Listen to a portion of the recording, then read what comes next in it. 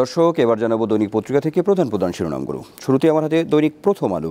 প্রধান শিরোনাম হচ্ছে ডিজিটালের নামে বিপুল ব্যয়, তবু সূচকে পিছিয়ে বাংলাদেশ। এটি হচ্ছে প্রধান শিরোনাম।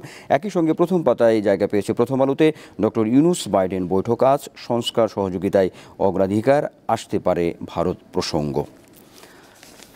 তারপরে হচ্ছে আমার হাতে দৈনিক ইত্তেফাকের প্রধান শিরোনাম হচ্ছে লেবাননে ইসরায়েলি হামলায় ৩৫০-র বেশি নিহত, মধ্যপ্রাচ্যে যুদ্ধ ছড়িয়ে পড়ার আশঙ্কায়, এমন খবরকে প্রধান শিরোনাম করেছে দৈনিক ইত্তেফাক। একই সঙ্গে পোশাক কারখানায় অস্থিরতা কাটেনি, অবরোধ বিক্ষোভ, আশুলিয়া ও গাজীপুরে ৫৪ কারখানা বন্ধ।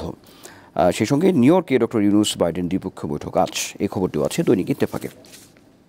আমার হাতে আছে দৈনিক সমকালের প্রধান শিরোনাম হচ্ছে ছাত্র জনতার অভ্যুত্থানে ১৩৫ শিক্ষার্থীর প্রাণ ক্ষয়। সেই সঙ্গে এখানে যে বিশ্লেষণটি দেওয়া হয়েছে সেটি হচ্ছে যে এই ছাত্র আন্দোলনে যে নিহতের সংখ্যা সেটি নিয়ে রাজধানী উপকণ্ঠে অন্তত ৯৬ শিক্ষার্থী নিহত, যাত্রাবাড়ি শনির আখড়ায় সর্বোচ্চ হত্যা ২০ জনকে, এমন একটি তথ্য। সেই সঙ্গে কত মানুষের মৃত্যু এখনও অজানা আছে।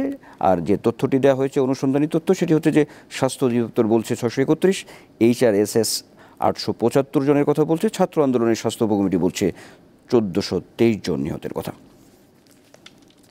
আমার হাতে আছে দৈনিক যুগান্তরের প্রধান শিরোনাম হচ্ছে ১৪৮২ কোটি টাকার সার গায়েব, উদ্ধার হয়নি ৩ বছরেও, এমন একটি শিরোনামকে তারা প্রধান করেছেন। একই সঙ্গে ডক্টর ইউনূস জো বাইডেন বৈঠক আছে, গণতান্ত্রিক প্রক্রিয়া এগিয়ে নেওয়া গুরুত্ব পাবে, এই খবরটিও আছে সামনে।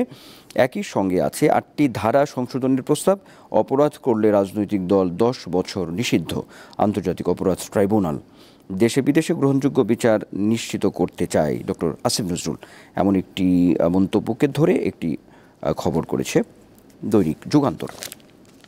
আমার হাতে আছে দৈনিক কালের কণ্ঠের প্রধান শিরোনাম হচ্ছে বিদেশি চক্রান্তে গার্মেন্টসে অস্থিরতা, সংকট কাটছে না, এমন একটি খবরকে তারা প্রধান শিরোনাম করেছে। একই সঙ্গে নফেলের নিয়োগ বদলি বাণিজ্য শিক্ষার ১২টা, এমন একটি খবরকে সামনে এনেছে। সেই সঙ্গে কিশোরগঞ্জে ভার্চুয়ালি তারেক রহমান, নির্বাচিত সরকার ছাড়া উন্নয়ন সম্ভব নয়, এমন একটি খবরকে সামনে এনেছে কালের কণ্ঠ। সেই সঙ্গে মূল্যস্ফীতি নিয়ন্ত্রণে এ সপ্তাহেই বাড়ছে নীতি সুধার, আহসান ইস মনসুর, এমন একটি মন্তব্যকে সামনে এনে কালের কণ্ঠ আরেকটি খবর করেছে।